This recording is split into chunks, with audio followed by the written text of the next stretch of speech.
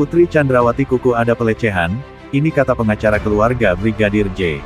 Dia masih berwasap pria dengan adik daripada almarhum dengan cara memotret almarhum lagi menyetrika baju. Almarhum menyetrika baju anak-anak daripada Ferdy Sambo maupun Ibu Putri. Bukan hanya sebagai ajudan tapi sampai menyetrika baju anak-anaknya. Nah, artinya di situ Ibu Putri tidak ada masalah toh, tidak tergoncang toh.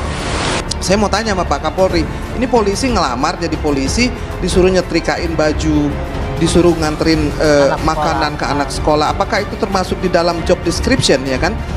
Artinya dia orang yang sangat dipercaya. Kalau sampai dia boleh pegang baju anak-anaknya, itu kan private sekali. Saya nggak tahu, nanti bisa ditanya sama Pak Arianto, apakah ajudan itu boleh sampai urusan makanan, baju anak-anak, cucian, sampai menyetrika segala. Kan bisa bayar sendiri kalau cuman buat nyetrika baju, ngambil baju anak-anak sekolah. Artinya kan dia nyetrika baju, masukin ke kamar, ngambil bajunya, menyusun. Itu hal-hal yang sangat pribadi yang sudah dipercayakan. Artinya dia orang yang sangat dipercaya. Ada yang ketiga lagi, kalau memang dia tidak percaya kepada Joshua, tidak mungkin kemana-mana itu harus ikut, apa-apa harus Joshua. Karena apa?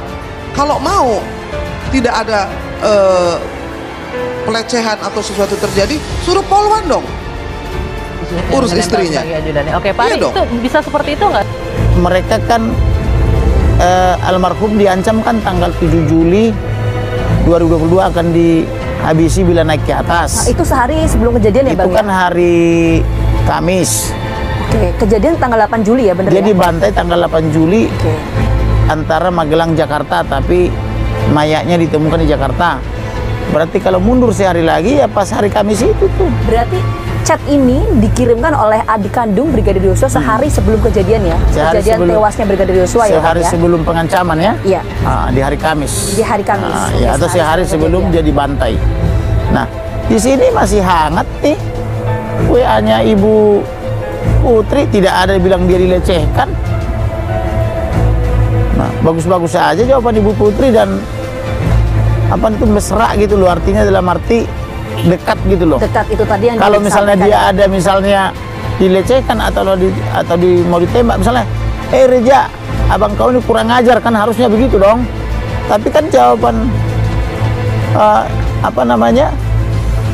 ibu itu baik, malah masih mengajak supaya Reza juga datang ke rumah Saguling. Nabi pernah menyebutkan kalau ada orang biasa bohong, dia akan selalu bohong-bohong sampai dicap dia itu pembohong.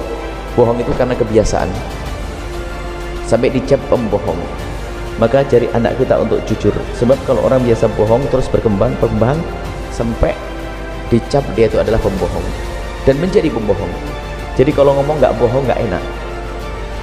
Dia pergi ke warung, dia ditanya beli apa kok, padahal dia beli jelas, beli mie, nggak repot ngomong mie, tapi dia ngomong yang lainnya.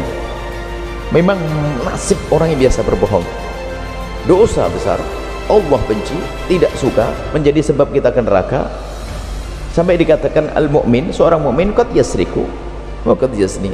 Seorang mu'min mungkin kepleset dalam dosa-dosa. Seorang mu'min mungkin kepleset dalam dosa mengambil haknya orang lain, mungkin kepleset dalam zina.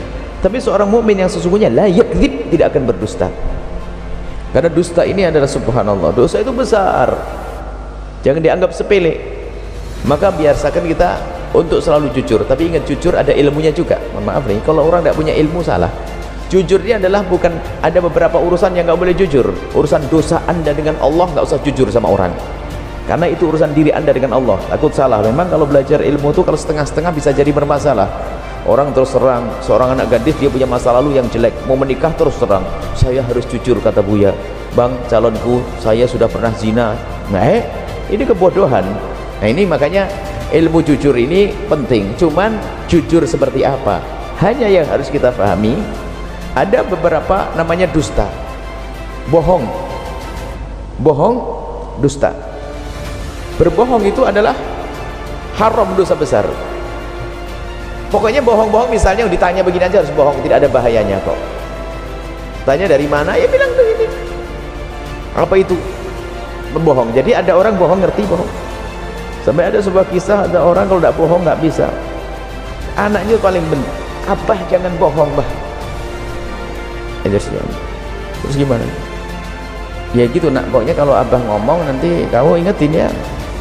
Ya bah. Nah ya cerita.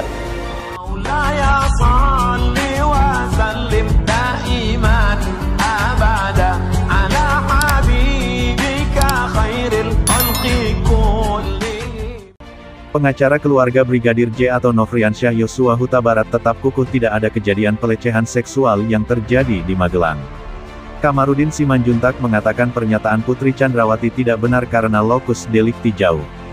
Itu tidak benar, lompatan lokus delikti terlampau jauh, antar kota antar provinsi, ujarnya saat dihubungi, Senin, tanggal 29 Agustus tahun 2022. Kamarudin kukuh dengan bukti tangkapan layar percakapan di WhatsApp antara Putri dengan adik Brigadir J. Gambar yang pernah ditunjukkan olehnya adalah foto Brigadir J sedang menyetrika pakaian anak dari Ferdi Sambo. Maka dari itu, kata Kamarudin, alasan Putri yang masih mengatakan dirinya dilecehkan tidak benar. Hubungan antara Brigadir J dengan Putri saat itu pun dianggap sedang baik-baik saja. Itu akibat kebanyakan plan, katanya. Sebelumnya pengacara Putri, Arman Hanis, mengatakan kliennya konsisten menyampaikan kepada penyidik bahwa sebagai korban pelecehan seksual. Pernyataan itu disampaikan ketika menjalani pemeriksaan di Badan Reserse Kriminal, Bareskrim, pada Jumat lalu. Ibu Pisi juga menjelaskan dalam pemeriksaan, bahwa beliau adalah korban tindakan asusila atau kekerasan seksual dalam perkara ini. Itu dalam BAP disampaikan seperti itu, ujar kuasa hukum Putri Chandrawati, Arman Haris saat dikonfirmasi, Sabtu, tanggal 27 Agustus tahun 2022.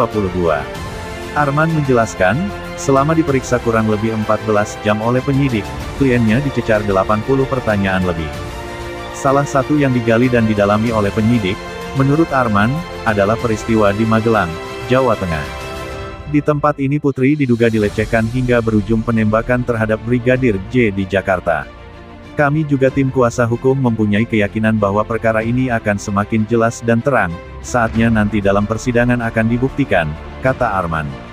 Sebelum ditetapkan sebagai tersangka, awalnya Putri mengaku bahwa dirinya dilecehkan oleh Brigadir J ketika hari kejadian pada tanggal 8 Juli tahun 2022 di rumah dinas Ferdi Sambo di Komplek Polri Duren 3, Jakarta Selatan. Namun kepolisian menyatakan tidak ditemukan peristiwa tersebut.